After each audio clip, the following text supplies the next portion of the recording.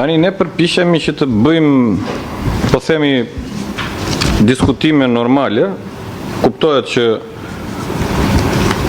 përfaqësuesit e Partisë Socialiste në këtë këshill kanë marrë orientimin që duhet të kalojmë me SSB-n, sapo e citoi edhe kryetari i grupit të këshilltarëve zoti Moçka, tha i kanë bërë ata dëgjesa tha me qytetarët, tani do marrin opinionin e kryetarëve të bashkive dhe këshillave bashkiak.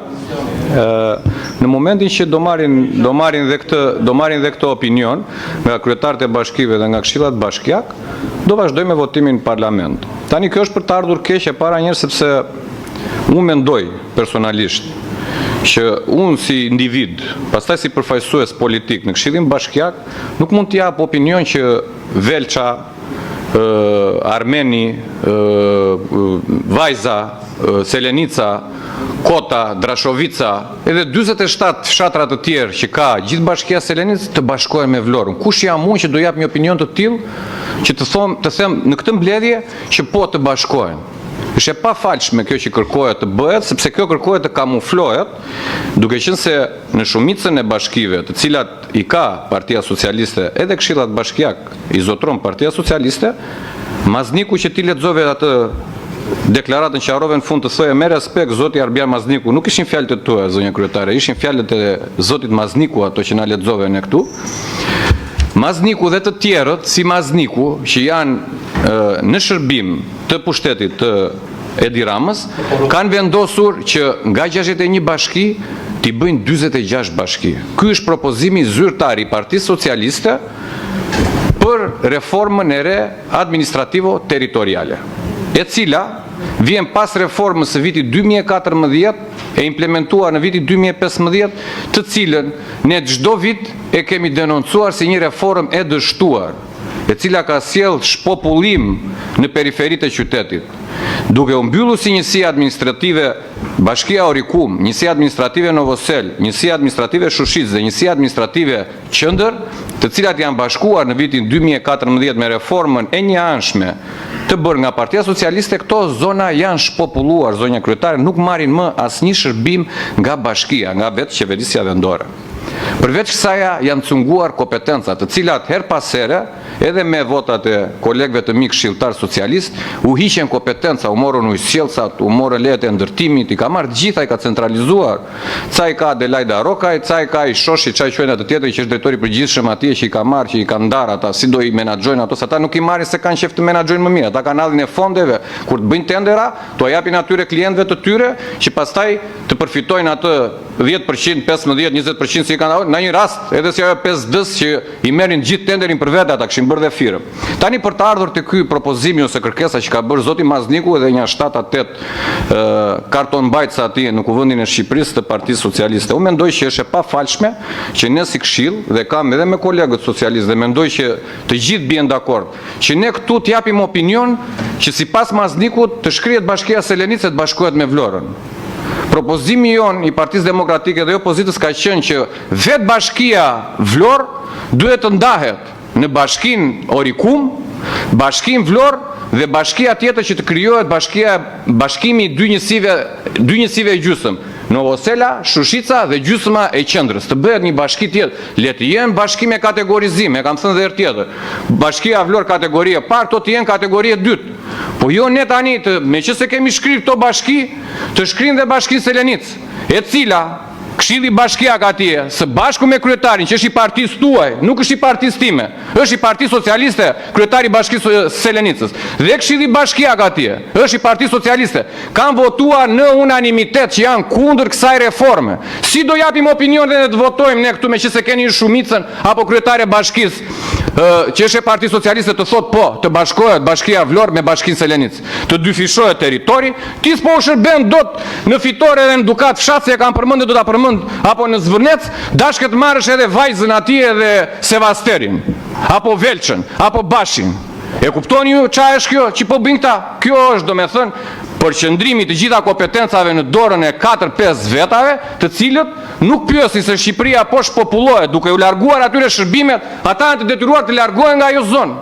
Dhe nuk mundet që kjo reformë të shërbejë qytetarëve si pretendon ky në atë fjalimi që ju lexuat.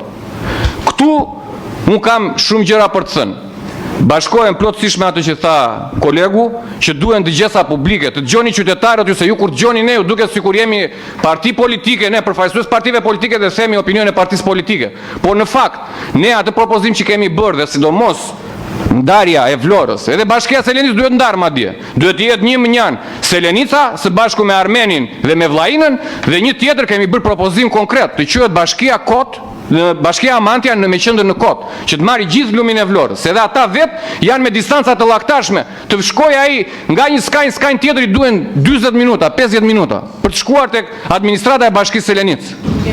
Kështu që unë mendoj, zonja kryetare, që ky, me thënë, nuk e kuptoj dhe pse ka ardhe në këshill për opinion. Qa opinioni do japim ne? Ja e dham opinionin. Ju thoni pro, në themi kundra. Qa do me thënë? Ju do si do ta shkruani juve në protokoll?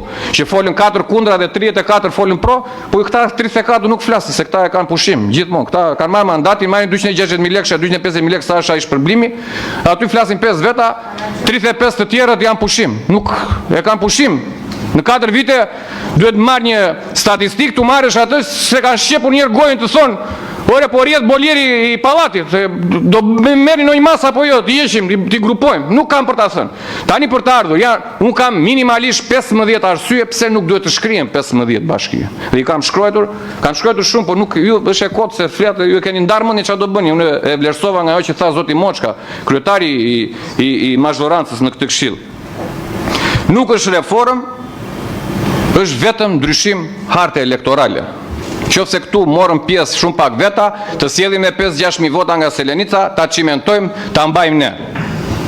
Duke hequr 2 administrata, s'ka nevojë Rama që të flasi dhe me Nertilin dhe me Brunën, flet vetëm me atë që do jetë mbas Nertilit dhe Brunës, se do jetë asnjëri nga këta të dy, mbas kësaj reforme edhe në zgjedhjet e ardhshme të vitit 2027.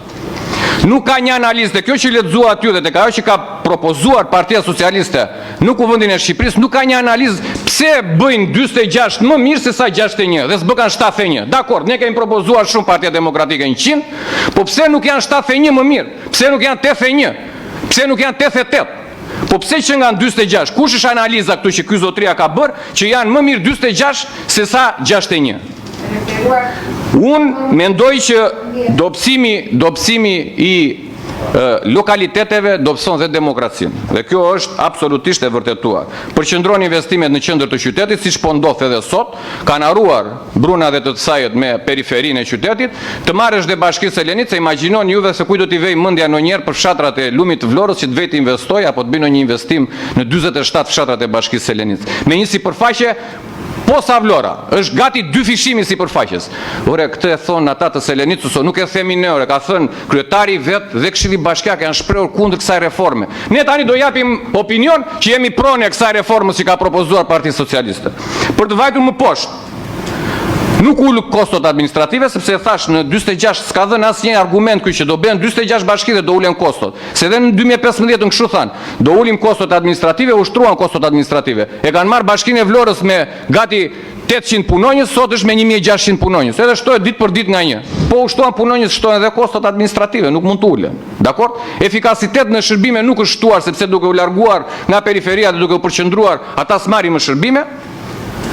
Rikthen tek kompetencat e uzurpuara, siç i përmenda më para, merr ujësqellsin, merr lejet e ndërtimit, merr këtë, merr atë, centralizim të gjitha në qendër. Nuk përgatit Shqipërinë për fondet në Bashkimin Evropian, sepse ata kërkojnë rajonet, dhe këtu e kam me zotin Moçka që është kryetari i Qarkut, kërkojnë rajone, prandaj Partia Demokratike ka propozuar 100 bashki dhe 6 rajone, që ti të konkurosh si barabart me Bashkimin Evropian, sepse të thot ku i ke rajonet. Nuk i njohin qarqet e prefekturat, i njohin si koncept, po nuk i njohin si koncepte për të përfisur fonde që ti pasaj të bësh investime. Nuk fuqizon rajonet, sepse i dobëson, duke bërë bashki, mega bashki të mëdha, rajonet dalin jashtë funksionimit. Nuk ka konsultim real që e thanë dhe kolegët, s'ka konsultim real. Ne kemi qenë këtu gjithë prezent dhe juve shumica për jush ka qenë këtu. Dhe kemi bërë diskutim atyne me Komisionin e Përbashkët të Reformës Administrativo-Territoriale. Ju e pa çfarë tha njerëzit. Kërkojnë decentralizim, jo centralizim. Dhe unë mendoj që në këto kushte që jemi sot ne, propozimi i Partisë Demokratike, jo se është i Partisë Demokratike dhe unë jam përfaqësues i Partisë Demokratike, ne i kemi marrë nga qytetarët. Shkoni ju në Orikum.